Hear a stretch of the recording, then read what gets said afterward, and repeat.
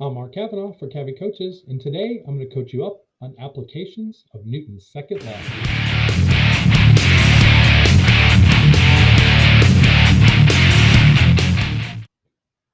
Today we're going to look at applications of Newton's second law using free body diagrams and system schema.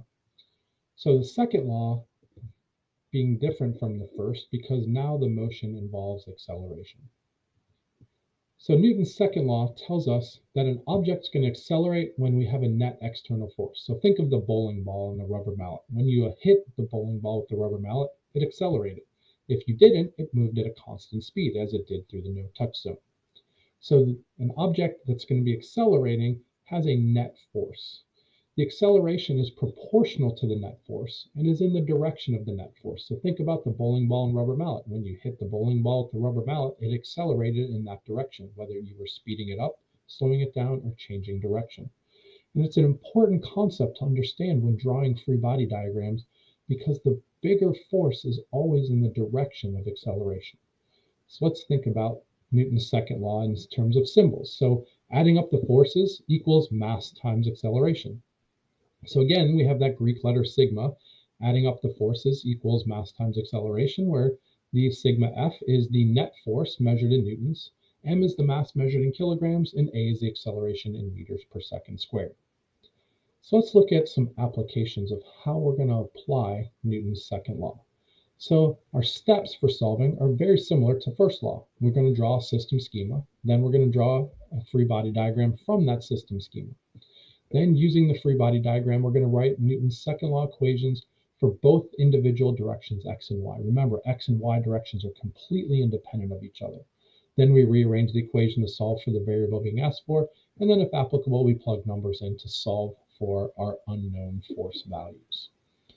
Let's look at a common example, just one-dimensional forces for an elevator ride. So you're on the ground floor, you're not accelerating, you're not moving. This application of Newton's first law, we know that the normal force is going to be balanced with the gravitational force because there's no acceleration. Second situation, you start to move up, you feel a little bit heavier, there's an acceleration, there's a velocity, they're both in the same direction. So our normal force and gravitational force are unbalanced. The normal force is bigger. We'll talk about why in the next couple slides. Then, as you reach between floors, velocity goes back to being constant with no acceleration, so the forces are balanced again. And then when you reach the top, the elevator starts to slow down. So the acceleration and velocity have opposite signs, so the forces again are unbalanced with the normal force being smaller. So let's look at that speeding up scenario. So we have the normal force is greater than the gravitational force. So why is that so? Well, we're going to look at a motion map to explain why the normal force is going to be bigger than the gravitational force. So as the elevator moves up, it speeds up, so the velocity vectors get longer on the motion map, and the acceleration vectors point the same direction as velocity when an object speeds up, and the acceleration points in the direction of the bigger force. So we're going to write an expression for the normal force. So we're going to add up the forces in the y direction and equals mass times the y direction acceleration. Now this is important. It is the adding up the force in the y direction always, always, always is the bigger force minus the smaller force. So the bigger force in this case is the normal force, and the smaller force is mg. So you're going to write your second law equation by writing the normal force minus gravity equals mass times acceleration. So the normal force is bigger, so it comes first. We solve for the normal force, that equals the mass times acceleration plus mg. So the normal force having gravity plus a value is going to be a bigger value than gravity, which is what our free body diagram showed. So let's explain using the same principle with the motion map of slowing down at the top. So the velocity vectors get smaller and the acceleration would point the opposite way, which is downward, which is why our bigger force is down. So if we're going to write that expression for the normal force again, we start with Newton's second law. We're going to add up the forces in the y direction equals mass times the y direction acceleration. Again, bigger force minus smaller force. mg is bigger this time, so we flip those around. It's mg minus the normal force equals mass times acceleration. So then we solve for the normal force, and it's mg minus mass times acceleration.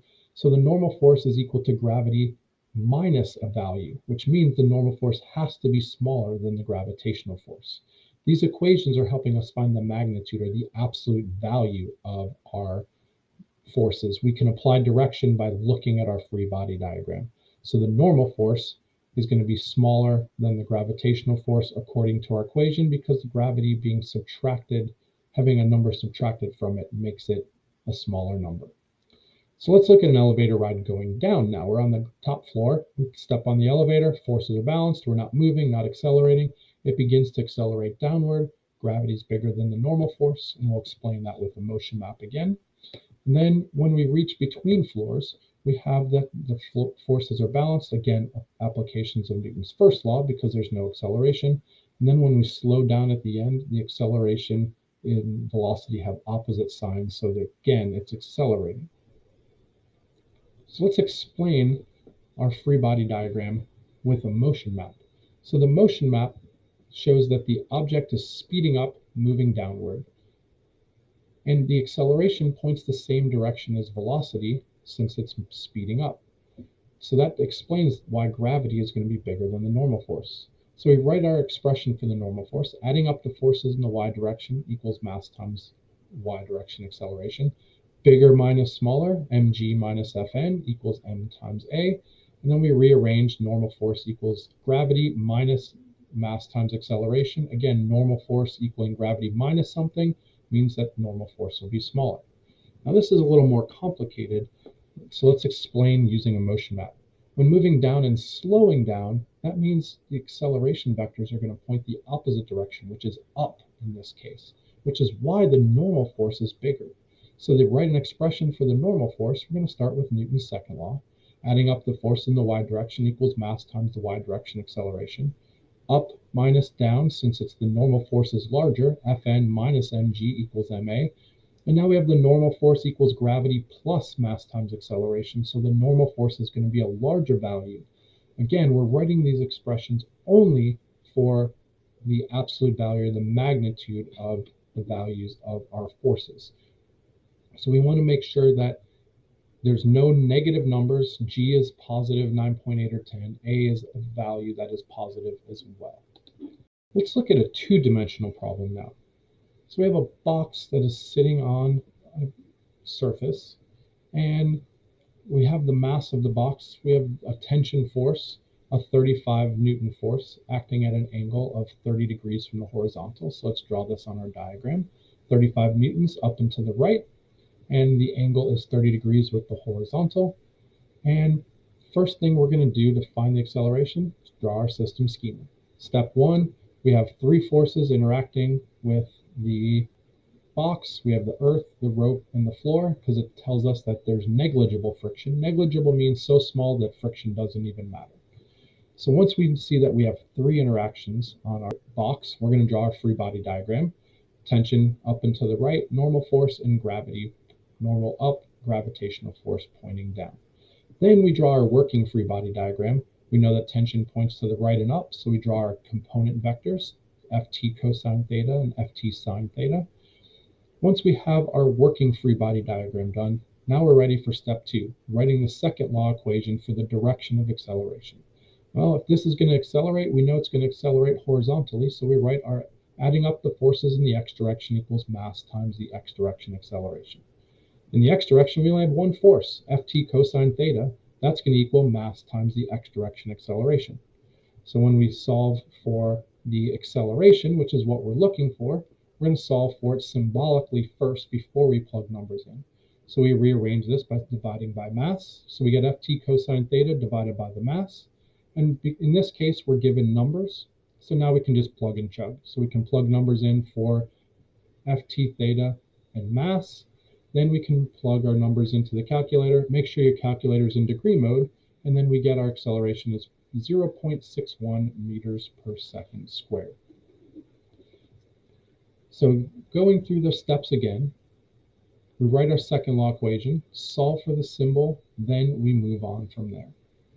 So this is how you use Newton's second law with free body diagrams and system schemas. I hope this was helpful. I hope you have a great day and an even better tomorrow. If you found this video helpful, don't forget to click the like button down below. and subscribe to my channel, Cavi Coaches, and follow me on Instagram and Twitter at Cavi Coaches.